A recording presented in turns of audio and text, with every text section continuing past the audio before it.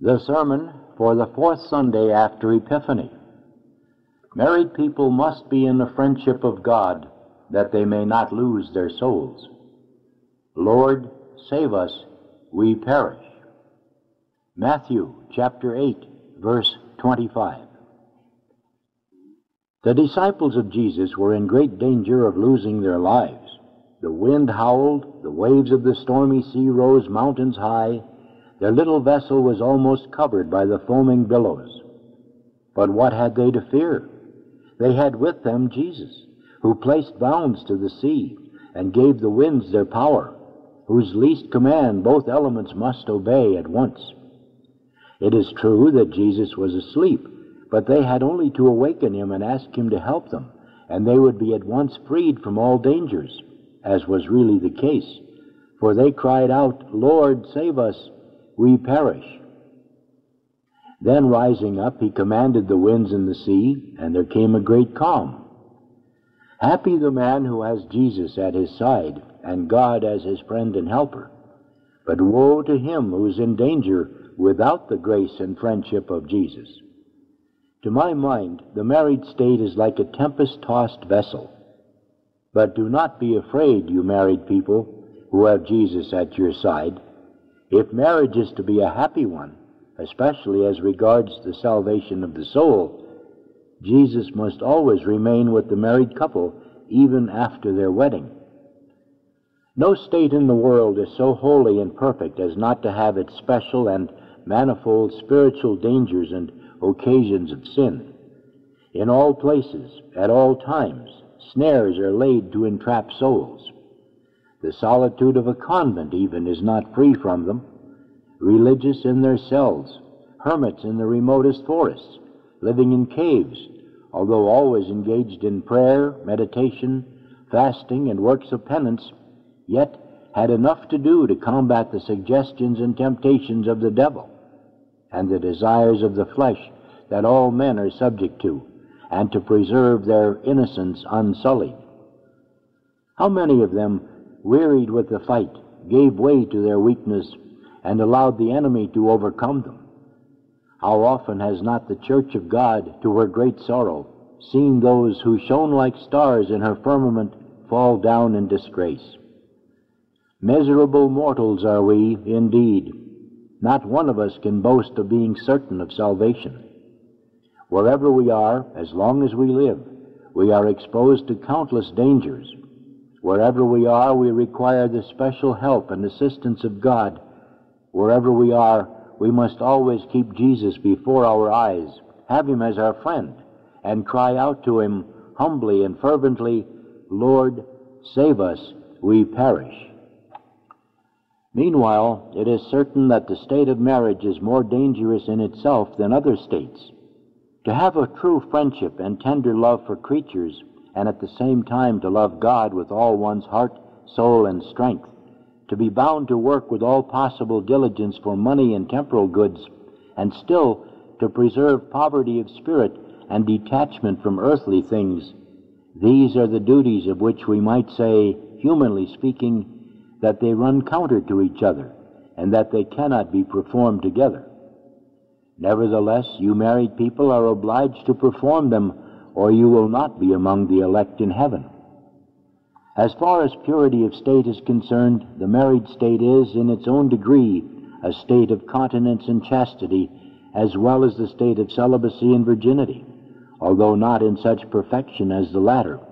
And even on this account, it is much more dangerous, since it is more difficult to moderate and restrain ourselves when we are conceded a partial satisfaction for our desires, and the occasion of them is always present, than when we keep away from such satisfaction altogether, look upon it as absolutely forbidden, and keep the occasion at a distance.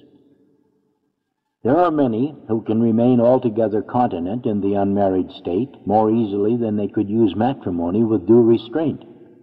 Not everything is allowed to you married people. There are many things which reason and conscience would make you reprove as vicious. Of course, the unmarried are exposed to the same danger, but it is not so great nor so serious for them. not so great because we have less desire for that which we have no experience of than for that to which we have become habituated, nor so serious because if an unmarried person sins against purity in thought or in action, he commits but one mortal sin unless there are other circumstances which increase his guilt. But a married person commits a twofold sin in such cases, one against purity and the other against conjugal fidelity. And if these sins are committed with other married people, even by an efficacious desire, then each time a threefold guilt is contracted, one against purity, the other two against the conjugal rights of two individuals. All Christian married people, keep God as your friend always. Pray every day humbly, acknowledging your weakness, and with childlike confidence, Lord, save us, we perish.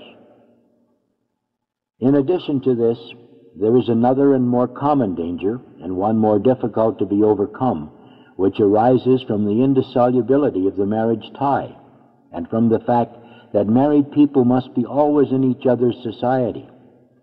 The effect of the bond of marriage should be such a perfect union of hearts, such a tender mutual love of the husband and wife for each other, that the one would be ready, if circumstances required it, to give up possessions, home and property, and everything in the world for the other's sake, and even to leave father and mother, brothers and sisters, according to the express word of Jesus Christ. A man shall leave father and mother, and shall cleave to his wife, and that he must do with a pure and true love. Husbands, love your wives, whom God has given you. Wives, love the husbands to whom God has joined you, and the rule you have to follow is to love each other, as Christ also loved the church. That is to say, with a love that is true and constant even to the death of the cross, that he endured for the church. There, Christian married people, you have a pattern and example of the love that you must have for each other. But do not forget that a very necessary and delicate distinction must be made here between this love and the love of God. For the union of your hearts must never interfere with your union and friendship with God, and you must hate and detest whatever is asked or required from you against the law of God. In this sense are to be understood the apparently harsh words of our Lord, "If any man come to me, and hate not his father and mother and wife and children and brethren and sisters, yea, and his own life also, he cannot be my disciple." And how is that? Must a man hate his wife? Does not the apostle at the command of Christ say that he must love her tenderly? Nay, are we not commanded to love even our worst enemy? Can we love and hate the same person? Yes, he answers, we must do both together. We must love that person as a friend and neighbor, but we must hate and avoid him as our worst enemy if we find him hindering us in the service of God. It is right for a wife to try with all diligence to please her husband, to obey him, to follow his advice, to adapt herself to his humor, and to do his will in all lawful things. She must do so, for it is her duty and obligation. But if he desires her to do anything unlawful, to take part in immodest conversation, or to frequent dangerous company, then she must use all her courage and strength to oppose and disobey him. The married state is a most dangerous one in many respects, unless Jesus is always at hand to help with his grace. This is what St. Paul alluded to when he wrote to the Corinthians about the happiness of the unmarried, who are not obliged to please men and who can have God alone as their friend. And the unmarried woman and the virgin thinketh on the things of the Lord, that she may be holy both in body and in spirit. And further, he that is without a wife is solicitous for the things that belong to the Lord, how he may please God. On the contrary, but he that is with wife is solicitous for the things of the world, how he may please his wife, and he is divided. But she that is married thinketh on the things of the world, how she may please her husband. And still, both must retain the favor and the grace of God. Both must strive to please God as well as husband or wife. And there are hundreds of occasions on which it is impossible to please one without displeasing the other. And that is a fruitful source of uneasiness and trouble. But the greatest danger and difficulty in this respect is that of displeasing God for the sake of husband or wife. Nothing has more power over us, for good or evil, than the example of those with whom we are in daily contact. With the holy thou wilt be holy, and with the innocent thou wilt be innocent, and with the elect thou wilt be elect, and with the perverse thou wilt be perverted. How much more true is not that of the married state, in which two become one body and one heart? It is certainly true that a wife's virtue and piety can do much to make her husband pious, and that the holy example of a good husband can help the wife to practice virtue. But unfortunately, experience tends mostly in the contrary direction, and proves that we are more easily inclined to evil than to good, and that married people imitate each other's vices far more readily than they do each other's virtues. If a young woman who has been piously brought up and has preserved her baptismal innocence was a weakly communicant and was much given to prayer, meditation, and mortification, marries a man who is totally different from her as far as piety is concerned, and who is given to pride, vanity, idleness, and all sorts of vices, who seeks for nothing but sensual gratifications, and who follows all the customs of the world in his conversations and amusements, she is like an innocent lamb that is given over to a ravening wolf. What a temptation is there for a pious soul! She requires a powerful grace and help from God to preserve her innocence, piety, and tender love of God under such circumstances. For without that help, she would soon experience a complete change in herself. The spirit of piety which she brought to her marriage would grow cold little by little. She would lose her taste for spiritual things, and following her husband's example, which she has constantly before her, she would lead an idle, vain, careless, and unchristian life. It would seem as if men were in little danger of being led away and perverted by the bad example of their wives, because they are the masters and heads of their families, and besides they have more courage and strength of mind to avoid the effects of bad example. But is that really the case? Adam in paradise had all his inclinations under the full control of reason, and yet he was weak enough to give way to the solicitation of his wife. A word of Eve's was enough to cajole and betray him, so that to his own ruin and that of his posterity he transgressed the divine command. Solomon was the wisest of all men, but he allowed women to befool him to such an extent that he turned his back on the true God and bent the knee before idols. A bad and unchristian woman is worse in a house than a wicked man, and generally speaking, pious men are more frequently perverted by their wives than pious wives are by their husbands. A wicked woman can easier destroy the virtues of her husband than a pious man can reform a wicked wife. In a word, both are in danger of sinning grievously for each other's sake. Therefore, it is absolutely necessary always to have Jesus as a friend and helper if the soul's salvation is to be secured. You who think of getting married should learn from this how careful you must be in selecting the person with whom you intend to pass your lives. Do not consider, first of all, as most people do, whether that person is rich or beautiful, or of a good family, or experienced in the world. Your first question should be, is that person pious, virtuous, and well brought up? And whether by living with that person you can serve God, save your soul, and gain heaven without difficulty. But to find one of this kind, you must pray to God for help, for a good and prudent wife is a special gift of God. To deserve that gift, you must lead a virtuous life. A good wife is a good portion. And to whom is that portion given?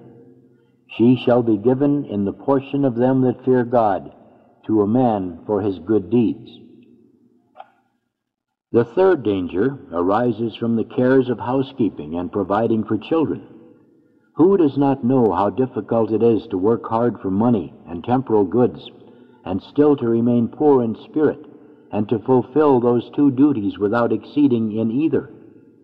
If you married people neglect your housekeeping, and do not work with all possible diligence to feed your children and educate them according to your condition, you will be held responsible for your negligence and will be punished for it.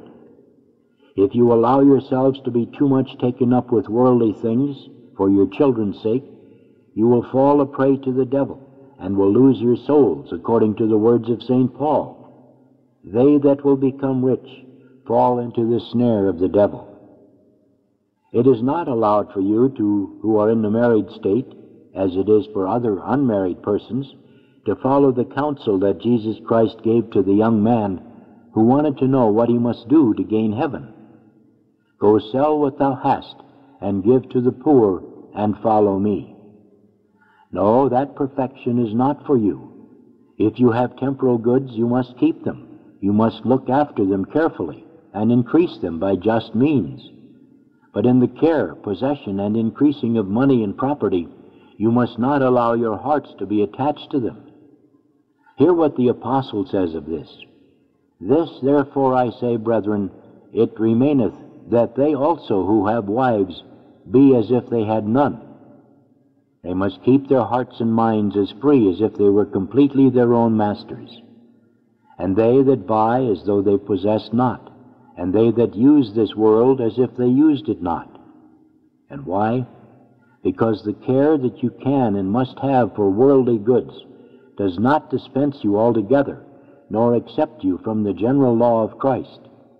Every one of you that doth not renounce all that he possesseth cannot be my disciple.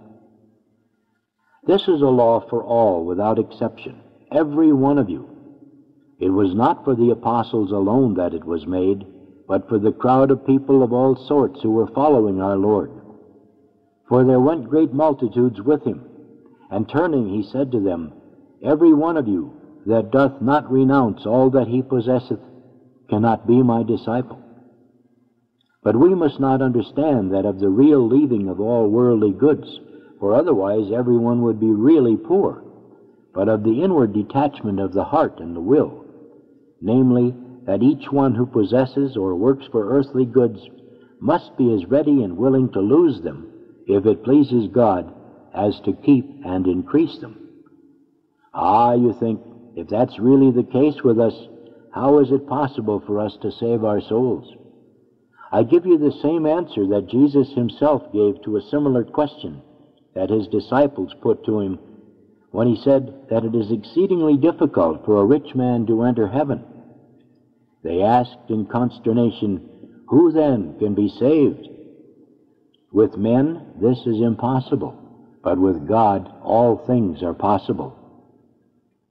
For those who enter the married state without being called to it by God, or who consider temporal things alone, or who think seldom of God, go rarely to church, who seldom receive the sacraments, and do not concern themselves about having God as their friend, for such as these, it is difficult to escape the dangers that threaten their salvation. But for pious Christians who are zealous in the service of God, and who often ask him for help and assistance, it is quite possible, nay, even easy.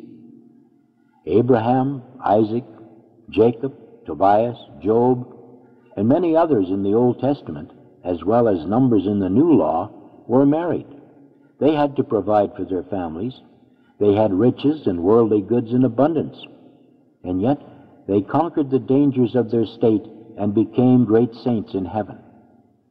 In our days, too, there are many Christian married people who lead upright, pious, and holy lives. The more numerous and the greater the dangers of a state are, the more frequent and powerful are the helps that God gives to men, so that the dangers may be easily overcome. But he gives these helps only to his friends, who strive to please him. Therefore, I again conclude that if the marriage is to be a happy one, as far as the soul's salvation is concerned, Jesus must be with you continually, even after the wedding. And woe to you, married people, if Jesus abandons you or ceases to be your friend or leaves you to your own unaided powers. Therefore, whatever cares you may have, whatever you do or undertake, see first that you keep God before your eyes and that he is your friend. Do not lose his grace and favor by mortal sin, nor make yourselves unworthy of his help and assistance by a vain and tepid life. One mortal sin would open the door to many sins, and often to eternal ruin, for it would deprive you of the friendship of God and leave you without his help in so many dangers. Call upon the Lord by a frequent reception of the sacraments, and by living in the constant love and fear of God. Call upon him as the disciples did when they were in danger of death, saying, Lord, save us, we perish. And so use the goods of this life that you may not lose eternal goods. And God will certainly keep the promise he so often made, ask, and you shall receive. He abandons no one who does not first abandon him.